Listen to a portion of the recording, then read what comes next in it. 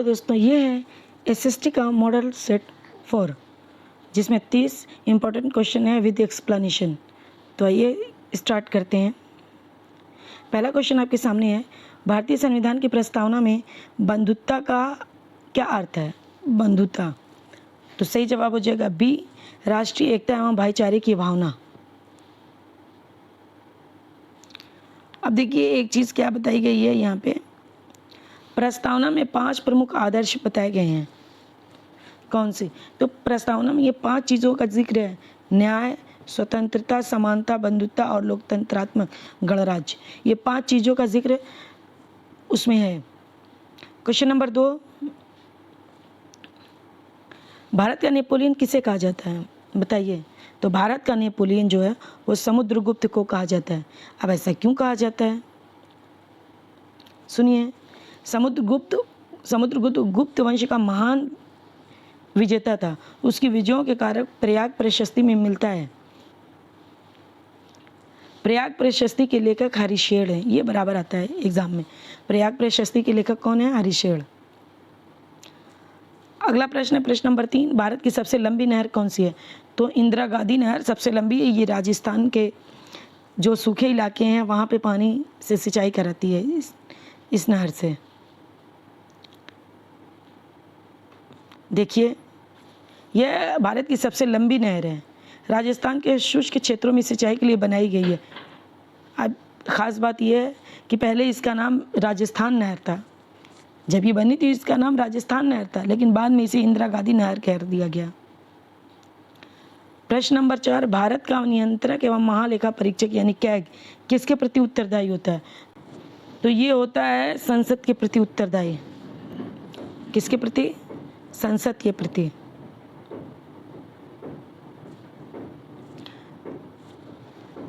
CAG सरकारी आय व्यय का लेखा परीक्षण करता है। इसकी रिपोर्ट राष्ट्रपति के माध्यम से संसद में पहुंचती, यानी पहले राष्ट्रपति के पास जाती है, उसके बाद संसद में पहुंचती है।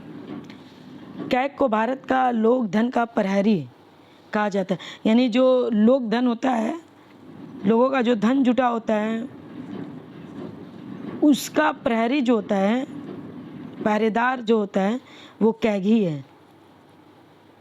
अगला प्रश्न है प्रश्न नंबर 5, ऑपरेशन फ्लड का संबंध किससे है? तो फ्लड का संबंध दुग्ध उत्पादन से है।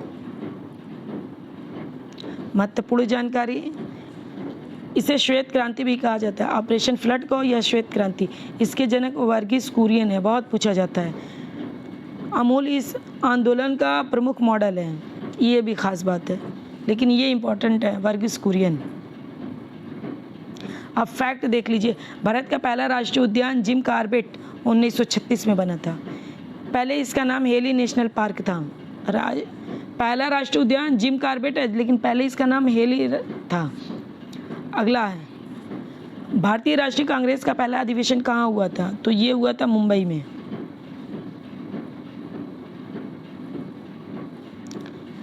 पहला अधिवेशन 1885 में हुआ था। अध्यक्ष WC बनर्जी थे। प्रश्न नंबर 7, भारत में सबसे अधिक अभ्रक मीका किस राज्य में पाया जाता है? तो ये झारखंड में पाया जाता है। कहाँ? झारखंड।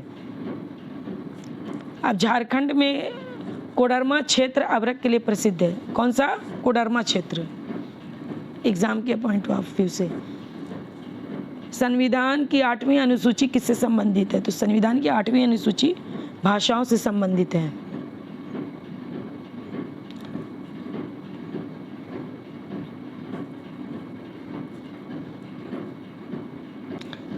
आठवीं अनुसूची में कितनी भाषाएं शामिल है?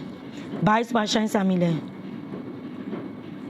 प्रश्न नंबर 9, भारत छोड़ो आंदोलन किस वर्ष से शुरू हुआ? भारत छोड़ो आंदोलन तो 1942 में 8 अगस्त 1942 को शुरू हुआ था भारत छोड़ो आंदोलन। और इसमें करो या मरो का नारा दिया गया था। करो या मरो, ये नारा किसने दिया था? महात्मा गांधी ने दिया था।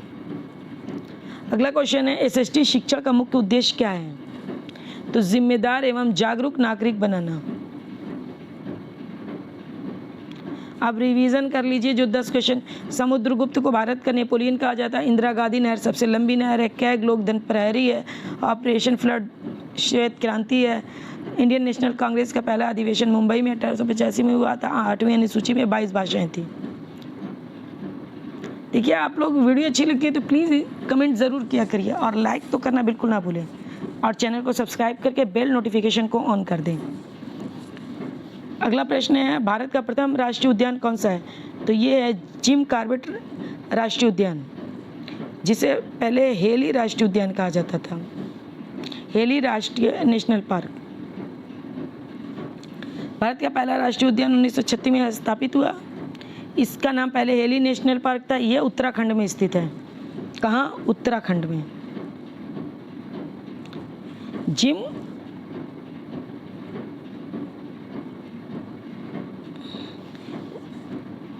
जिम कॉर्बेट राष्ट्रीय उद्यान संरक्षण जो है वो टाइगर के लिए है, बाघों के लिए है। तो कितनी बातें याद हुई? 1936 में बना, पहला है, पहला नाम इसका हेली राष्ट्रीय उद्यान था। ये बाघ संरक्षण के लिए है और उत्तराखंड में है। ऐसे याद किया करिए। भारतीय संविधान का अनुच्छेद 40 किससे संबंधित है?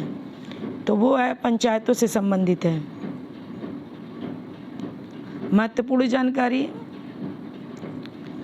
अनुच्छेद 40 राज्य को ग्राम पंचायतों के संगठन के लिए निर्देश देता है। राज्य को ग्राम पंचायत का गठन करने का निर्देश देता है। यह राज्य के नीति निदेशक तत्व डीपीएसपी का भाग है। जो 40 है वो किसका? नीति निदेशक तत्व डीपीएसपी का भाग है। पंचायतों को संवैधानिक दर्जा 73वें संविधान संशोधन 1992 से दिया गया था।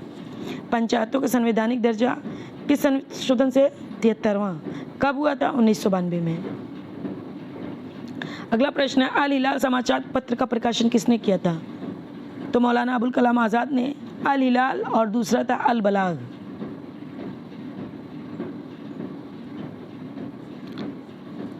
अल हिलाल एक उर्दू साप्ताहिक पत्र था।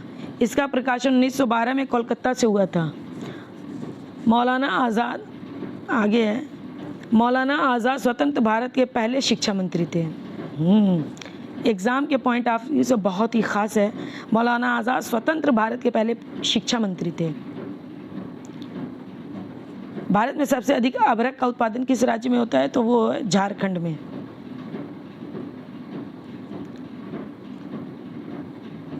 झारखंड का कोडरमा क्षेत्र अभ्रक उत्पादन के लिए प्रसिद्ध है। अभ्रक का उपयोग विद्युत एवं इलेक्ट्रॉनिक उद्योग में होता है। झारखंड को कभी, यानी पहले कभी, अभ्रक की राजधानी भी कहा जाता था। अब अभ्रक वहाँ ज़्यादा मिलता है तो अभ्रक की राजधानी। भारत के प्रथम उपराष्ट्रपति तो डॉक्टर सर्वपल्ली राधाकृष्णन। अच्छा, 5 सितंबर जो टीचर्स डे मनाया जाता है तो वो उन्हीं का जन्मदिन है। शिक्षक दिवस के रूप में जो मनाते हैं वो डॉक्टर सर्वपल्ली राधाकृष्णन का जन्मदिन ही है। 16वां क्वेश्चन, पृथ्वी के सबसे निकट का ग्रह कौन सा है? तो पृथ्वी के सबसे निकट का ग्रह बताइए भाई। तो ये है शुक्र।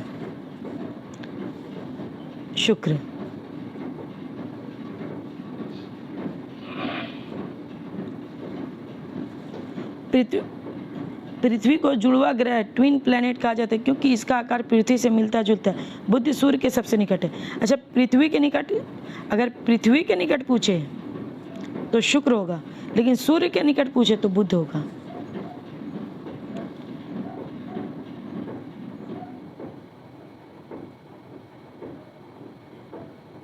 यूपी टेट में अक्सर पूछा जाता है कि सूर्य के सबसे निकट ग्रह बुध, पृथ्वी के सबसे निकट शुक्र।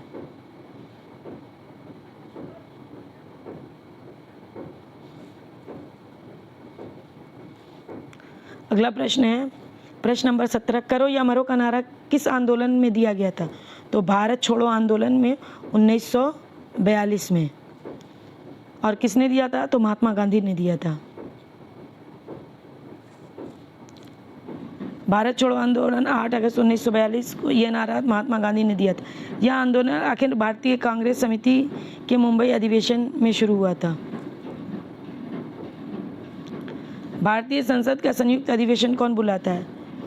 तो वो बुलाता है राष्ट्रपति। बुलाता है राष्ट्रपति। संयुक्त अधिवेशन बुलाने का काम राष्ट्रपति का है, लेकिन उसकी अध्यक्षता जो लोकसभा अध्यक्ष करता है।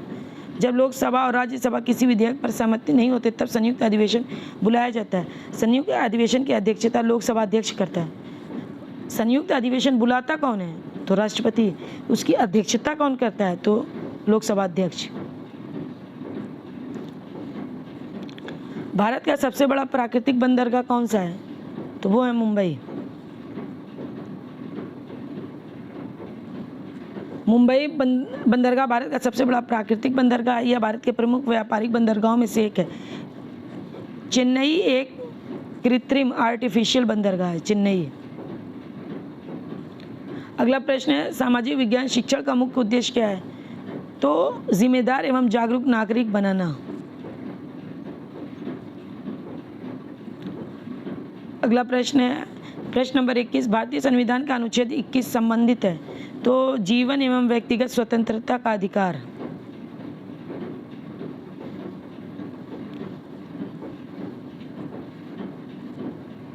तो देखिए, अनुच्छेद 21 से 86वां संविधान संशोधन 2002 में हुआ।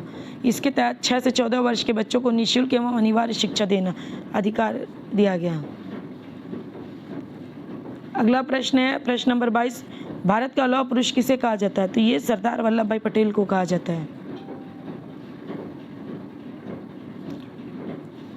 स्टैचू ऑफ यूनिटी गुजरात में सरदार पटेल को समर्पित विश्व की सबसे ऊंची प्रतिमा है। याद रखिए, ये सब याद रखने वाली बातें हैं। भारत का सबसे बड़ा राज्य क्षेत्रफल की दृष्टि से कौन है? तो राजस्थान है। राजस्थान के बाद एमपी है, एमपी के बाद महाराष्ट्र है, उसके बाद यूपी है। यूपी क्षेत्रफल की दृष्टि से चौथे नंबर पे है। एक पर राजस्थान, फिर एमपी, फिर महाराष्ट्र, फिर यूपी।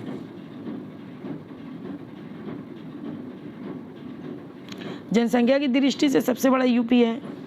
भारतीय संविधान में मौलिक कर्तव्य किस अनुच्छेद में दिए गए हैं? तो 51A में। मौलिक कर्तव्य 42वें संविधान संशोधन 1976 द्वारा जोड़े गए थे। कब 42वां संविधान संशोधन था? 1976 द्वारा जोड़ा गया था। भारत का सबसे बड़ा मीठे पानी का प्राकृतिक झील कौन सा है? तो वुलर झील, जो जम्मू कश्मीर में है, सबसे प्राकृतिक मीठे पानी की झील है। और ये है खारे पानी की सबसे बड़ी झील चिल्का झील है, जो उड़ीसा में है। अगला प्रश्न है, भारतीय राष्ट्रीय कांग्रेस की स्थापना कब हुई? तो 1885 में हुई। स्थापना, भारतीय राष्ट्रीय कांग्रेस की स्थापना 28 दिसंबर 1885 मुंबई, और इसके अध्यक्ष WC बनर्जी थे। 28 दिसंबर 1885 को स्थापना हुई। कहाँ हुई? मुंबई में। अध्यक्ष कौन थे? WC बनर्जी।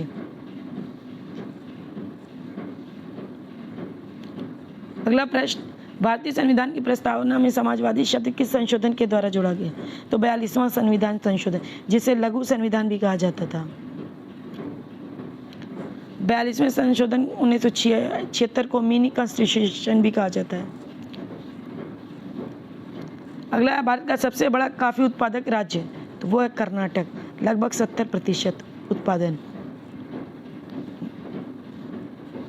एग्जाम पॉइंट है, भारत के कुल कॉफी उत्पादन का सबसे बड़ा हिस्सा कर्नाटक से आता है। SST शिक्षण में मानचित्र का मुख्य उद्देश्य क्या है? स्थानीय समझ विकसित करना। भारत में पंचायती राज व्यवस्था को संवैधानिक दर्जा किन संशोधन से मिला? तो 73वां संविधान संशोधन। 73वां संविधान संशोधन 1992 पंचायती राज व्यवस्था। अच्छा, 73वां संविधान संशोधन 1992 में पंचायती राज। 74वां नगर निकाय। तो आप वीडियो को ज़रा लाइक और चैनल को सब्सक्राइब कर दीजिए। तो मिलते हैं अगली वीडियो में, तब तक के लिए बाय बाय।